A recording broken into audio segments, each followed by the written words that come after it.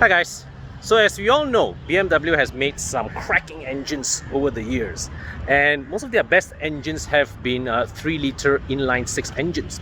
So today we are checking out the latest 3-liter inline-six from BMW, and what we have here, this is the BMW M340i.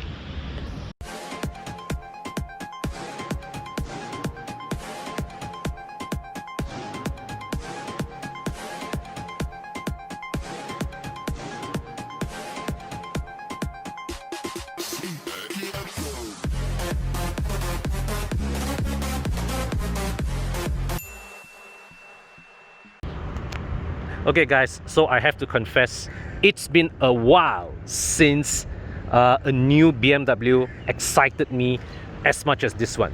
Okay, so what you're seeing here, this is the B58 3-liter inline-six engine, and it is tuned to about 380 horsepower, 500 Newton meters of torque. So it's very powerful, all right. And in the M340i here, the engine is connected to the ZF 8-speed automatic transmission, and it goes to all four wheels. So it's all-wheel drive, all right. Now the price of one of these, 400,000 ringgit. So it is a very competitive price. And remember, back in the time of the F30 generation, the 335i, which had a 3-liter inline-six but had only 300 horsepower, was sold at 488,000 ringgit. And that car, remember, was just rear-view drive, did not have M Sport components like this one.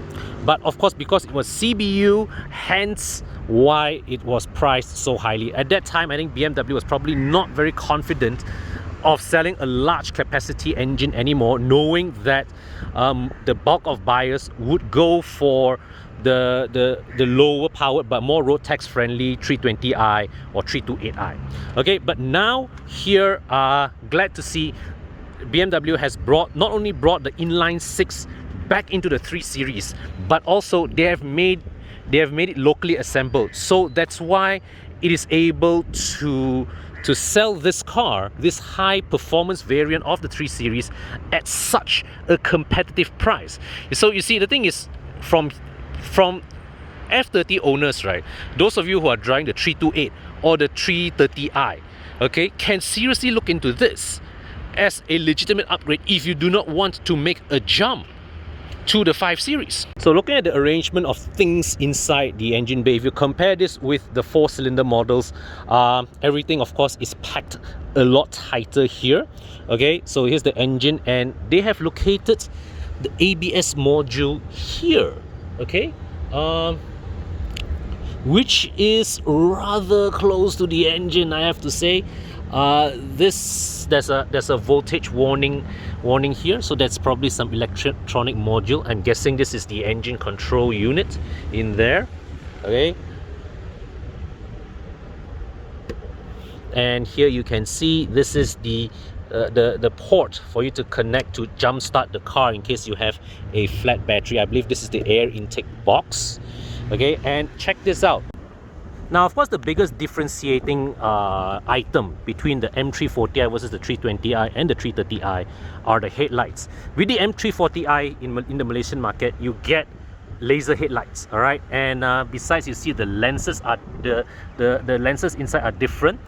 Okay, the daytime running lights are also differently shaped. So with the M340i, you get the 3 Series looking like they do in the international press pictures. Now, the thing is, I understand why with the 320i and the 330i, BMW went for LED lights. BMW Malaysia chose LED lights because, frankly speaking, that is the next highest grade of headlights. And it's still pretty high grade headlights, I remember, LED, dynamic LED headlights are. But the problem was that with the LED headlights, BMW designed the daytime running lights to give a very underwhelming appearance. So in that sense, I think with headlight design, what they should do with the other with the lower spec headlights is they should have standardized the lighting, the illumination signature of the daytime running lights, but use different details, you know, in the main illumination. So one example is Mercedes.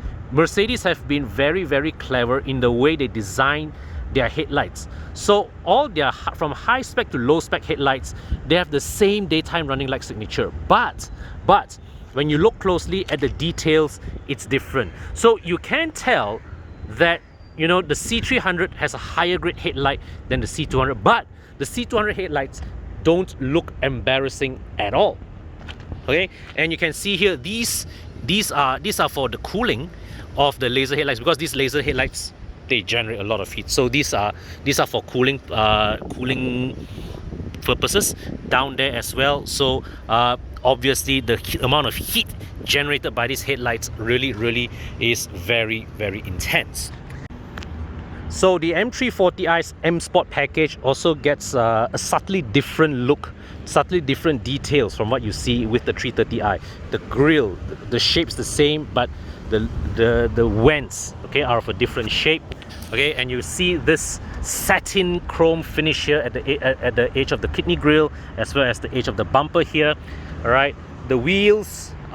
Interestingly, these wheels, these five double spoke wheels, look similar to the rims that they give in the 320i. And honestly, I can imagine a lot of 330i owners would be tempted to upspec their cars to this rim, because I think this is a much more attractive looking rim design than what they give with the 330i. Okay, and of course those large brakes, whew, they really look good behind these wheels. Okay, and the side mirrors also get this satin chrome finish as well. All right, here even the rear brakes look massive. Now you come to the back. Of course, you have the M340i badge here and the X-Drive badge over there. But if in the case of an owner who debadges the car, the telltale that separates the M340i from the 330i would be the exhaust tips, these trapezoidal exhaust tips. Okay, whereas the 330i, even though it has the M Sport bumper, it still has circular exhaust tips. So nothing new to show you at the boot, but you do get a powered boot opening. Okay, and of course the seats fold 40/20/40 split folding. All right, I shall close this. Now we step inside. Okay, this interior, nothing new to show you what we did not already show you from the 320i or the 330i, but in this example, I really like this two-tone orange and black interior. Looks lovely, brings out the design of the cabin. Okay, as I remarked in my 320i review, these rear seats are fantastic. Good lean angle, good thigh support. Okay, good leg room as well. And down here you've got rear zone climate control with 2 USB-C ports and a 12-volt socket. And you come to the front. Okay, now here is where you really see how the two-tone color really brings out the design of this dashboard. I'm really liking this color combo, to be frank. The seats, okay, front seats, this lateral thigh support is not impressive, to be honest, for a high spec car. But think about it, guys. BMW brought the price of this performance variant down to a very affordable, very competitive pricing. So inevitably there will be some sacrifices of things here and there, and I think this is in a way an acceptable sacrifice, if you ask me. Okay, so you see down here the pedals are of a sporty design as well. The door sill here also has a special M340i label on it. Okay, and overall the elements here, okay, these are all familiar elements that we have already extensively covered when we reviewed both the 320i and the 330i. Okay, I'm naturally not a fan. I'm still not a fan of this digital instrument cluster, to be perfectly honest with you. Okay, I think it lacks the. I know that at this day and age, you probably need to reinvent yourself. BMW needs to reinvent itself. Give people who come from old BMWs like my E39 or whatever something new, right? Something new, something fresh looking. But this one, I think, it sacrifices. Although it's not just a change in design, but it lacks the clarity that once defined BMW, controls, and I think that's a bit of a shame. Okay, cancel. As I said, BMW, the voice the voice commands reacted. Okay, so as you can see here, all these are very familiar elements that we have already covered extensively in previous variants. I'm going to show you, got sunroof as well. So let me just show you guys one round, okay, of the interior, and we shall jump straight to the part that matters.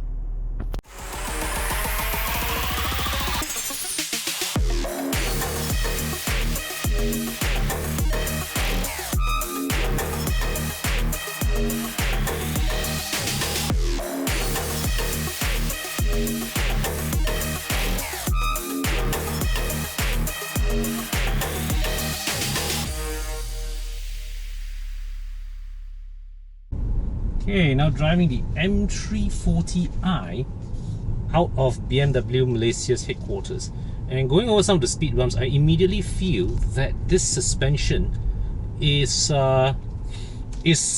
plusher than what they have in the 330i. Unlike the 330i had with passive suspension, this has adaptive suspension, and that means this car has the ability to vary its suspension setting over a wider range of setups. Because to be frank, I've said this many times before, the 330i M Sport suspension is really too harsh for my liking. For passive suspension setup, I much prefer the non-M Sport one in the 320i, but this one, because it's adaptive, there's that added layer of plushness that neither of the lower variants can produce. So thus far, even though I've just driven over like maybe 200-300 meters, but the start has been a good one. Lights turn green.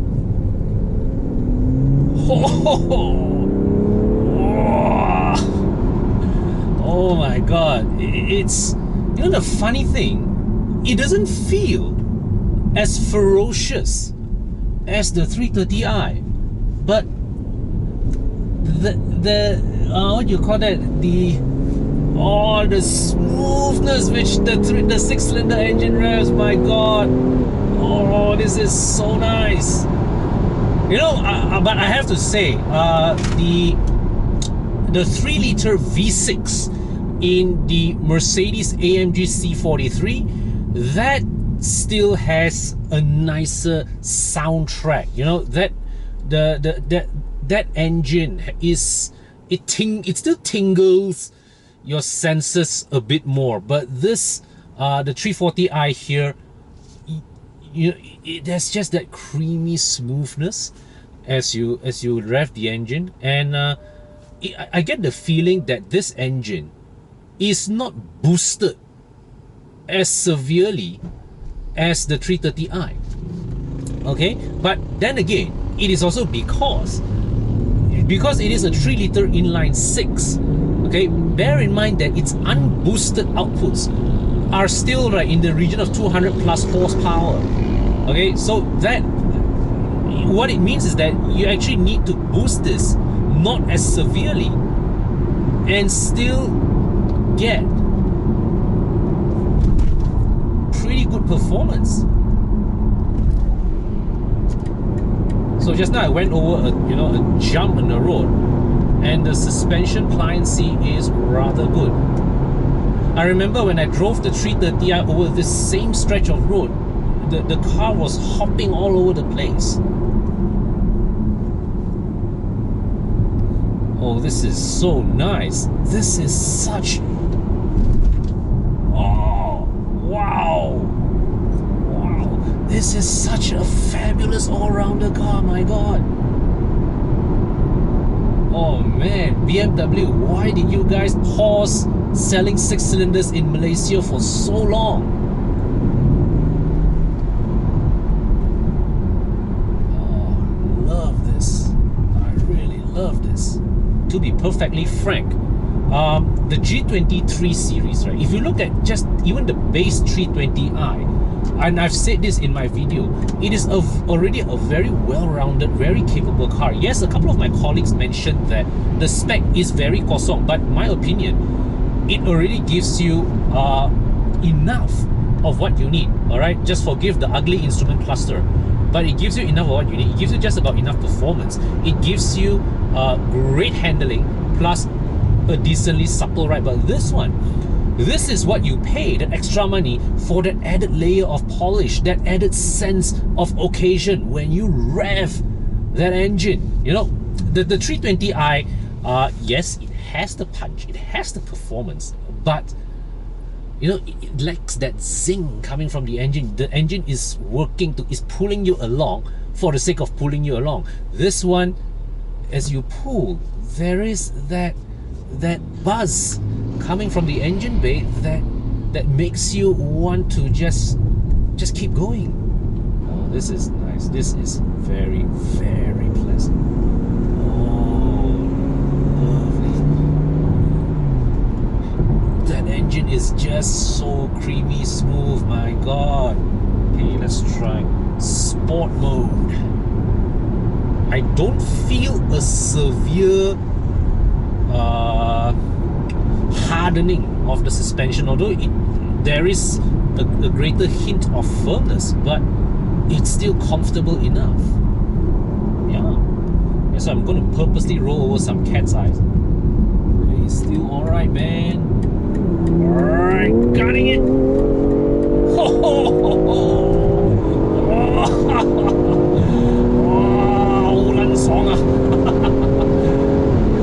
And this car, on this stretch of the LDP, we know the surface is poor. It's sitting a lot better on the surface than the 330i. The 330i was really bouncing around here, but here, yes, you feel the undulations of the road. You are moving up and down with the undulations of the road, but the car is still planted.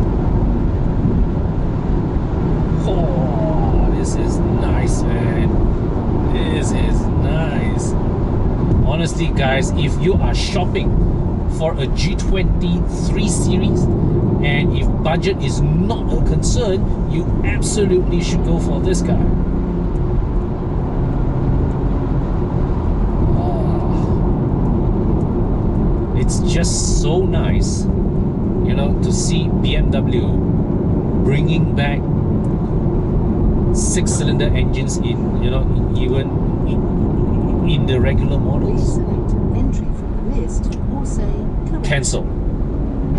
And here's the thing, this car is not to say mind-blowingly fast, but it's rapid enough. Honestly, this absolutely has to be the G23 series to go for.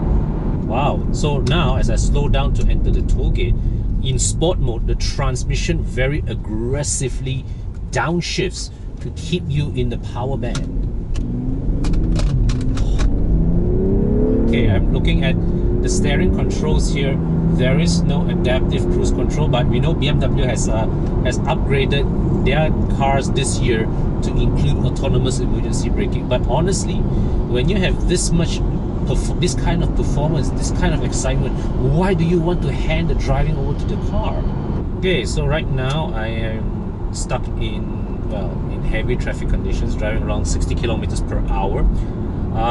Traffic is heavy, so I've switched the car to adaptive mode, and it's proving to be still a very pleasant car to live with. And this is something that I noticed. Actually, sometimes it is with the low capacity, it is with the high capacity engines that they feel more pleasant in low speed conditions, because these big engines, they have that innate strength okay, that they are able to exploit their torque from very low RPMs, that you can gently pull the car's mass along without exerting any effort.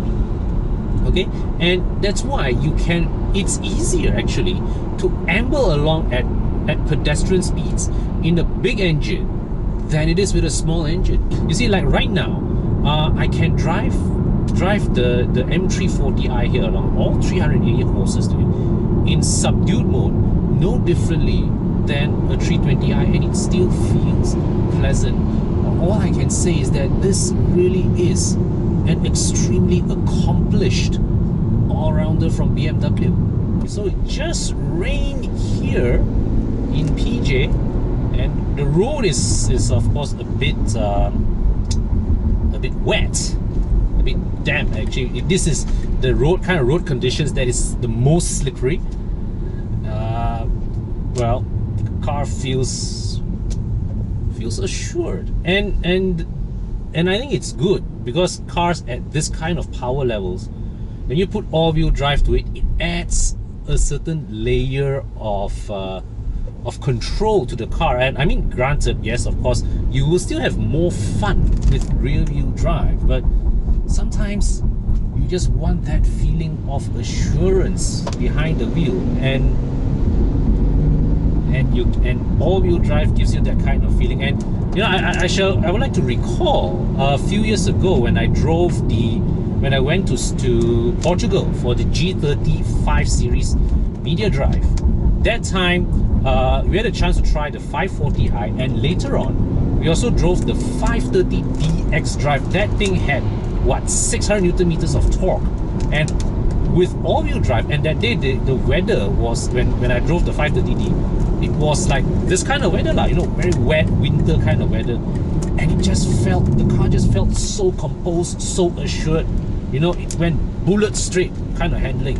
So it felt like a very, very composed, very capable, you know, all-weather, all-action kind of car. So here, similarly, the M340i here with X-Drive in this kind of weather conditions, fantastic, right? It really feels like, you know, an all-weather performance car.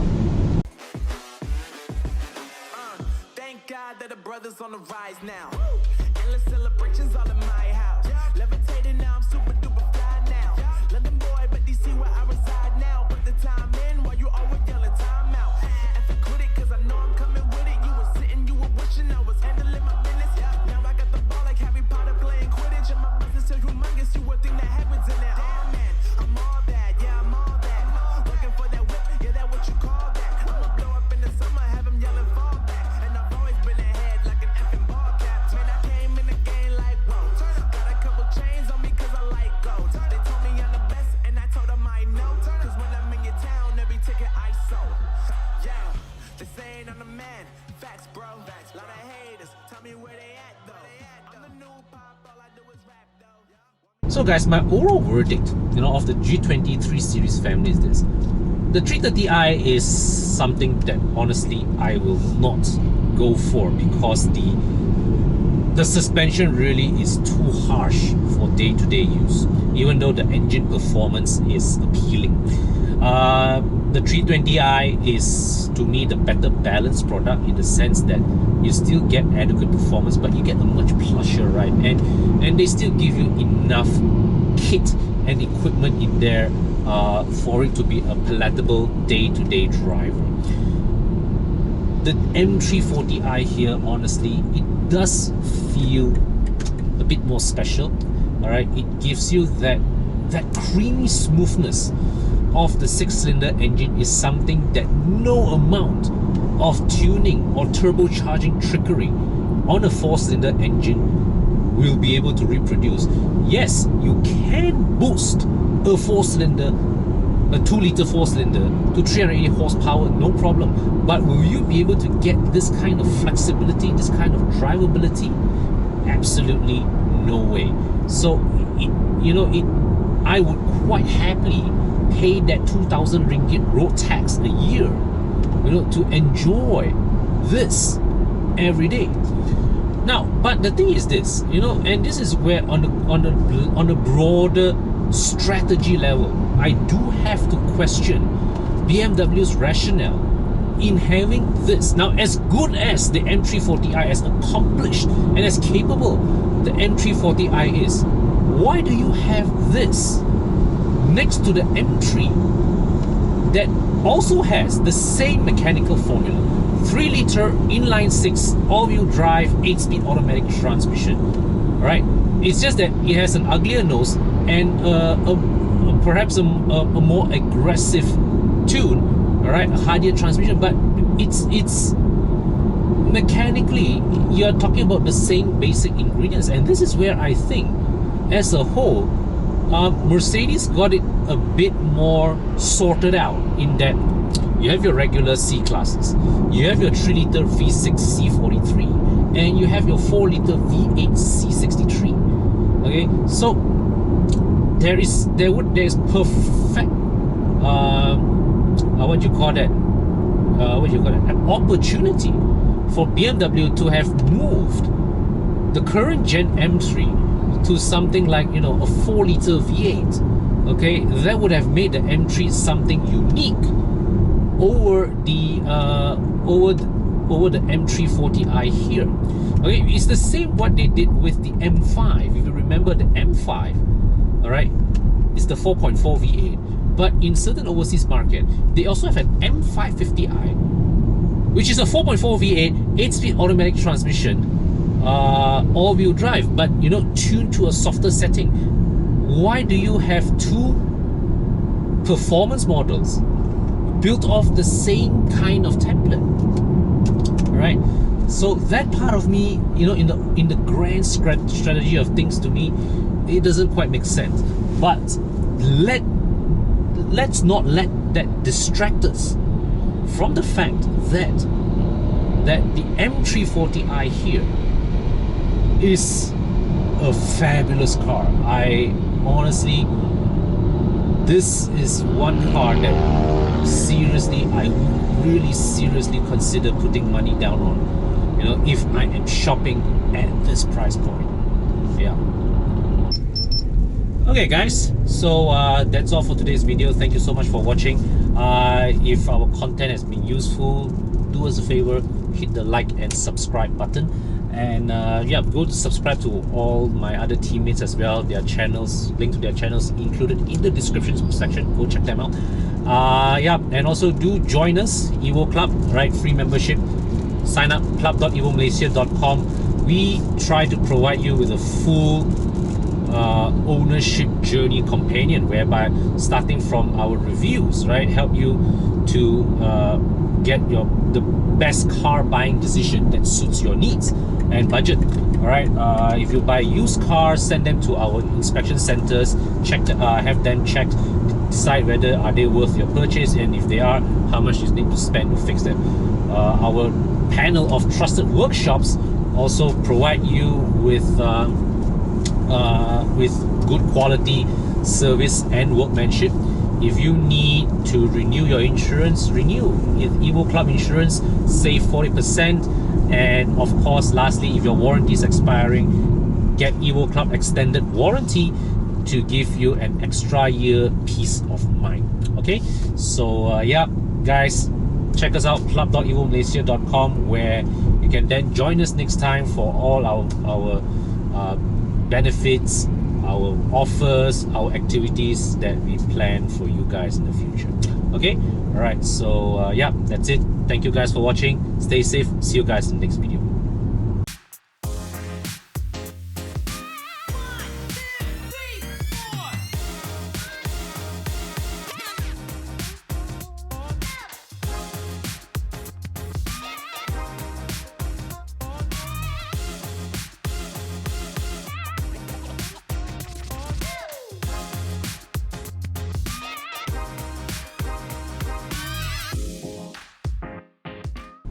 Hi BMW.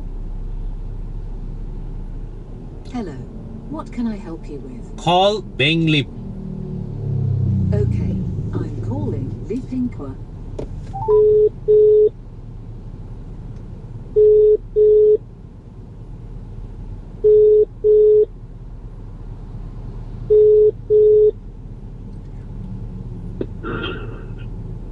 Hello, Con. Hey, Beng.